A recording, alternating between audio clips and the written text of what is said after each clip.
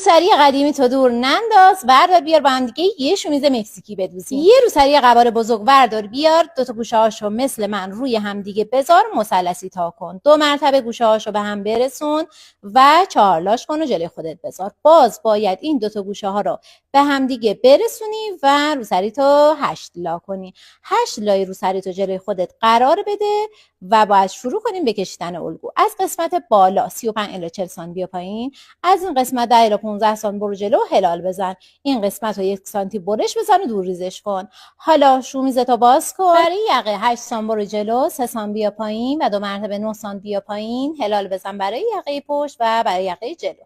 این قسمت رو برش بزن و دور ریزش کن. حالا به صورت دولا یقه جلو تو برش کن.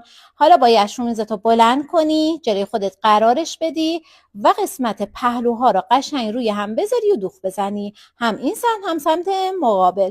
بعد از اینکه دوختی حالا باید بیای قسمت یقه رو 2 تا نیم سانتی بزنی و این قسمت رو سپیچ کنی و تمام.